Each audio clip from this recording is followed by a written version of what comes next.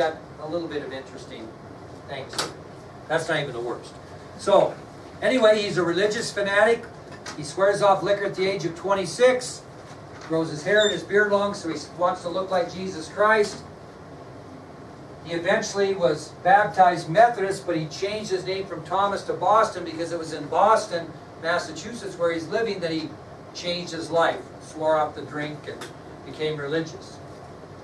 Well, this is how religious the guy was. Way before this, in the summer of 1858, Corbett was ogled by a couple of prostitutes.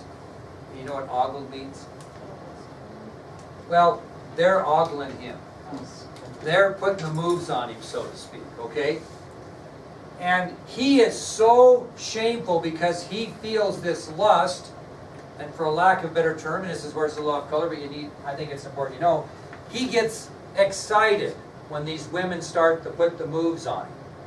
And his reaction from him getting excited makes him feel so guilty that he goes home, and I hope you know what this means, he goes home and castrates himself. You know what that means? Yeah, he removes his testicles like you would do a calf. He did that. The reason I tell you that's not to be gross, the reason I tell you that is because that's how crazy religious this guy was.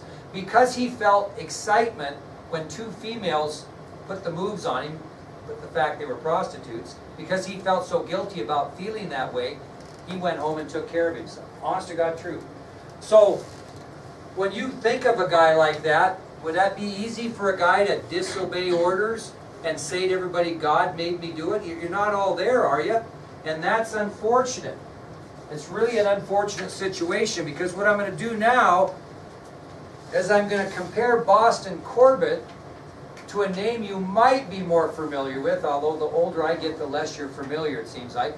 Anybody ever heard of a guy named Jack Ruby? Nobody in this room's heard of Jack Ruby. Anybody ever heard of Lee Harvey Oswald? Yeah. What's he famous for? Yeah. Killing Kennedy. Who killed Lee Harvey Oswald before he could be brought to trial? Jack Ruby. So most people, and we'll get you educated on this, but most people have no clue who Boston Corbett is. But Boston Corbett was just as big a detriment to American history as Jack Ruby was. Everybody remembers Ruby, the man that silenced the assassin of John F. Kennedy. We'll never know the truth about John F. Kennedy because Jack Ruby shot Lee Harvey Oswald 48 hours after he was arrested. We'll never know what his motives were. We can guess, there's speculation, conspiracy, garbage, truth, whatever. But the truth is, we will never know why Lee Harvey Oswald shot John Kennedy ever.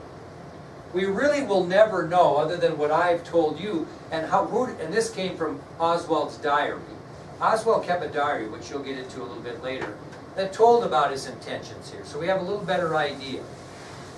But it wasn't Jack Ruby the first one to silence the assassin of an assassinated president. It was Boston Corbett.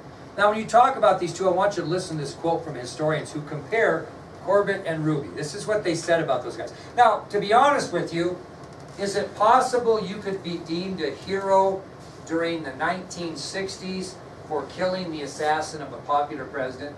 Absolutely. Jack Ruby got all kinds of telegrams in prison saying, way to go. I'm glad you had the guts to do it. Somebody had to do it. You know, that's so-and-so Oswald killed our beloved president. Thanks for what you did. Well, it was different here because this was during the Civil War when we were split, North and South. So is Wilkes going to be considered a hero? In the South, right? But not in the North. So here's the quote. He compares Corbett and Ruby by saying this. Neither one, he says, not that of a hero, but that of one who would forever obstruct justice, obscure the truth, and spawn conspiracy. Is that what the two men did? Did Corbett? He's not a hero, is he? No. Was he one who forever obstructed justice? We'll never know what John Wilkes Booth would have gotten for that. Did he obscure the truth? We'll never know exactly for sure why Booth did that. And did he spawn conspiracy? Well, you had several conspirators. But when you compare that to the Kennedy assassination, Ruby was worse as well, because no one will ever know why Lee Harvey Oswald shot John F. Kennedy. We kind of know why Lincoln was shot by Booth, right? Okay? Anyway, now it's really unfortunate because both their actions cheated the American public from knowing the truth and the motives that surrounded the assassination of both presidents. It's pretty unusual when the assassin of the assassinated president gets assassinated. And that's what happened in these two instances. Okay? All right. What we're going to do is we're going to stop there today, and then we're going to watch this video on how much this poster's worth, and then we're going to have some ice cream. How about that? Okay? All right. Now I want to preface this a little bit here, if I can, on this video. What's happened here is the guy's brought in what he thinks is one of these original posters. Well, what's the first thing a pawn shop owner is going to wonder about when he sees one? Is it real? Now, a lot of things are reproduced, and they try to sell things that are reproduced as the real deal. Just the other day I was on eBay, and I saw a signed book by Martin Luther King Jr., Stride Toward Freedom, for $450. I've never seen one for less than $10,000. So right away you check into it, and the guy advertises it, no COA, no certificate of authenticity. Might be the real thing, might not. Well, I can tell you, if you were lucky, it might be. But it cost you $450 to find out, and then it cost you another $100 or two to get it authenticized by, a JSA guy. So you're taking a $600 gamble. You might have a book worth $6. You know what I'm saying? So anytime a pawn shop guy's going to want to know if it's real. Reproductions could be made at any time. This poster was made in 1865, right? So it could be reproduced 10 years later, 300 years later, it could be, you know what I mean? But he's got to find that out. Well, what happens is he brings an expert in that actually has one of the 4 originals. And he's going to determine that this one is no good, and then what's Rick going to try to do? Buy the real one and see what we get for it. So keep it in your mind. There's 4 in the world, but it's pretty good. So, Adriana, unfortunately, dear, you're the huckleberry today that gets to get the light. All right, this is fairly short, but it's pretty good. I think you'll enjoy it. At least, there's some really good historical stuff that comes up on Pawn Stars sometime, and I try to find those and bring them in so you can see them. And this happens to be one here.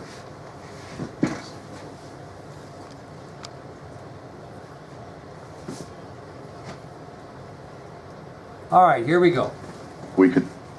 And I brought it with me so we could do a comparison side by side. So you have one that's proven to be real? It is absolutely genuine. Okay, let's see it.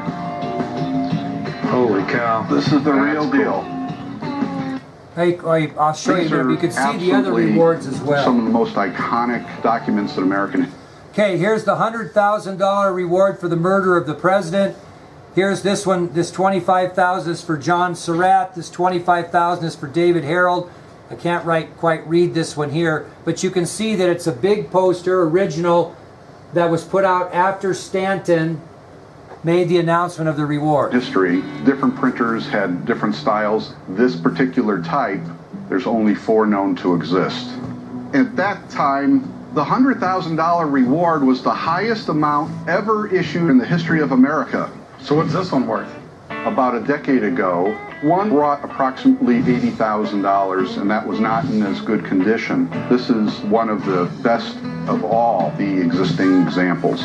Well, it looks kind of odd because of the color and the way it's wrinkled and all, but it could be just very aged, so it needs a little bit closer examination. This is very interesting. The paper is a very old, early paper. Okay. It's not something that was made the other day. Most of them were right about this size because they wanted it to be very, very visible. This would be kind of difficult to read. Obviously, the print here is substantially larger than the small print here. I have an idea of exactly what we have here.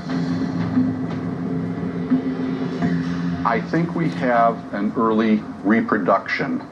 It's not a modern piece at all. Could have been for the 50th anniversary of the murder of Abraham Lincoln. Still would be old though, wouldn't it? So 65 and 50 would be what, 1915 if my math is correct? What do you think that's worth? The one that he's got there.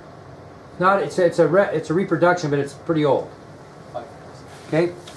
So what do you think it's worth? It's probably worth under $100. Okay, it's kind of depressing. I was hoping to have a little cash on this.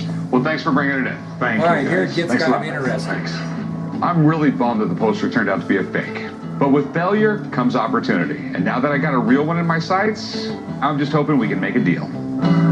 Sorry that didn't work out for you, but we'll see you later. Well, why don't you hang out for a little bit?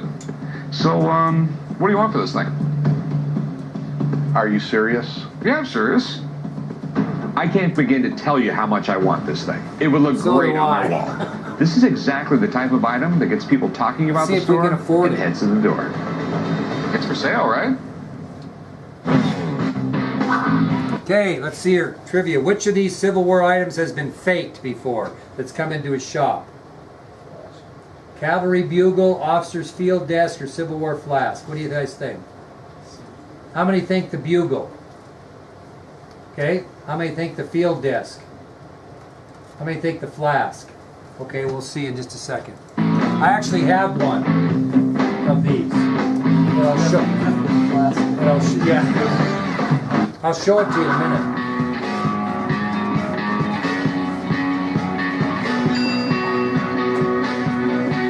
Cavalry bugle had a fake insignia. Earlier, Dana came by to check out a John Wilkes Booth wanted poster that turned out to be a reproduction. But he happened to bring in a real one for comparison. I don't typically buy things from Dana, but this is something so cool, I can't let him walk out the door with it. How much you want for it? I believe that my client would allow me to let it go for $180,000. You think you would take 100 grand for it? I think it's worth more. I would advise him not to take that. Okay, maybe 120?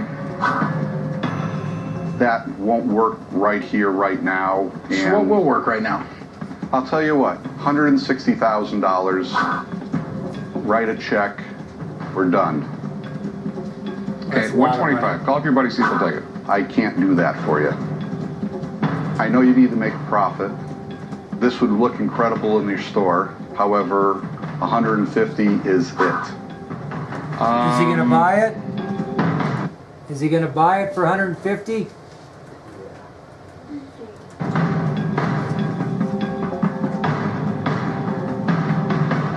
I'll see you next time you're in the store. That's fine. Love Okay. When Rick offered to buy my client's authentic broadside, I was just blown away. I had no idea he was going to do that, and it was really fantastic that he had the interest, but we just couldn't get there. You can't blame me for trying, right? Not at all. Not for a moment. Okay, have a good one. Take care. I can't win today. First one turned out to be fake, and the real one, I can't make a deal on. But it was